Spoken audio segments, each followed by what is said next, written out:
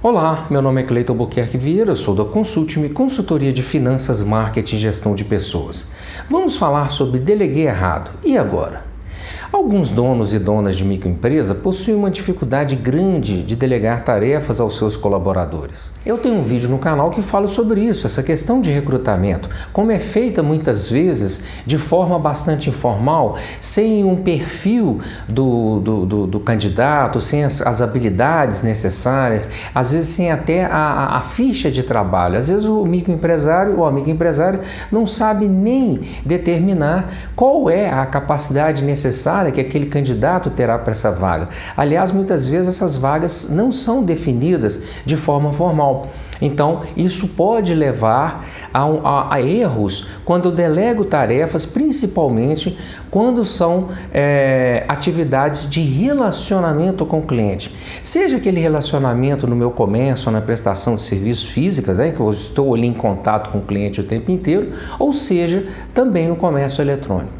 Essa falta de treinamento, oriunda dos quesitos, a falta também de quesitos básicos de preenchimento dessas vagas e habilidades necessárias, levam a falhas na delegação dessas tarefas.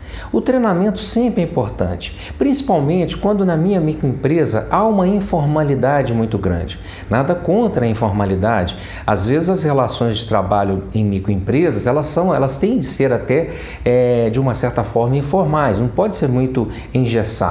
Porém, quando a gente delega tarefas de forma muito informal ou às vezes excessivamente informal, sem treinamento, sem verificação, como disse anteriormente, das habilidades dessa pessoa, às vezes eu desloco um profissional, uma profissional de uma tarefa e coloco-a numa outra totalmente diferente.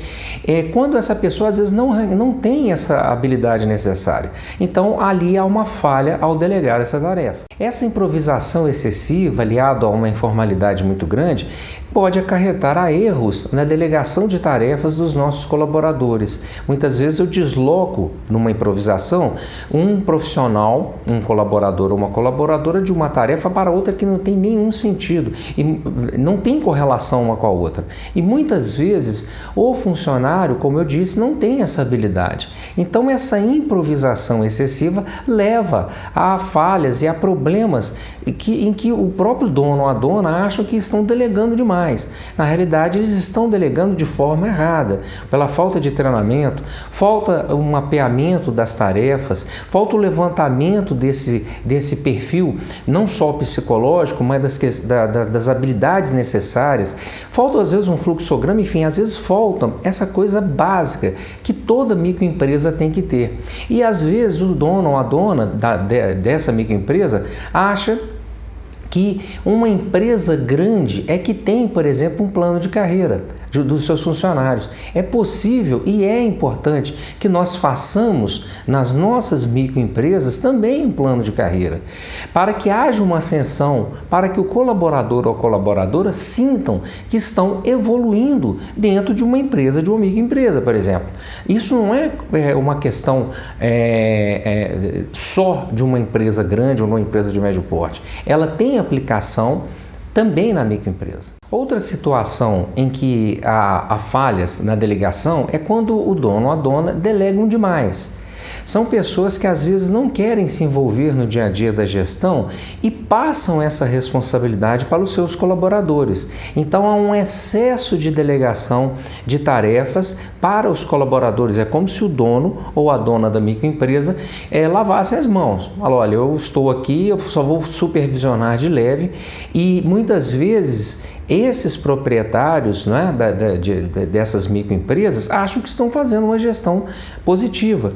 Na realidade, não. Eles são pessoas que, na realidade, estão presentes na empresa, mas são ausentes com relação à gestão de pessoas. Então, eles delegam excessivamente as tarefas e passam, inclusive, a delegar até a gestão da microempresa para um ou dois ou três colaboradores. Isso, é claro, sem treinamento e sem esse levantamento que eu disse anteriormente, leva a falhas nessa delegação. Eu não posso simplesmente deixar a condução da minha microempresa, isso eu vejo com uma certa frequência. Às vezes a pessoa se ausenta da microempresa em períodos longos e a gestão fica na mão de colaboradores, sem às vezes, como eu disse, um treinamento, sem orientações, sem as metas, e às vezes aquele colaborador ou a colaboradora não tem a condição de gerir a empresa. Isso cria grupos dentro da sua empresa e fazem com que haja atritos entre os próprios funcionários. Às vezes alguns funcionários que têm acabam gerindo a empresa na ausência do dono ou da dona, acabam sentindo-se como se fossem os donos da empresa. E isso, claro, faz com que haja ali um atrito entre os colaboradores. Portanto, a delegação ela é importante. Ela é importante, bastante necessária em toda microempresa e todas as empresas de variados tamanhos. Mas ela não pode ser feita de forma improvisada ou de forma bastante informal. E nem pode também o dono ou a dona de microempresa se ausentar e deixar a gestão da sua microempresa na mão de alguns colaboradores que podem não ter ali a condição necessária de gestão, eles podem não ter essa habilidade de gestão. Então, muitas justificativas que são dadas com relação a uma delegação que foi feita de forma atabalhoada ou de forma bastante informal, elas têm como origem o fato de não termos tudo isso que eu elenquei. Então, não é o problema da delegação em si, é o problema da forma como isso é delegado, ok? Se você gostou, dê um joinha, um gostei, compartilhe e inscreva-se no canal. Muito obrigado e até um próximo vídeo.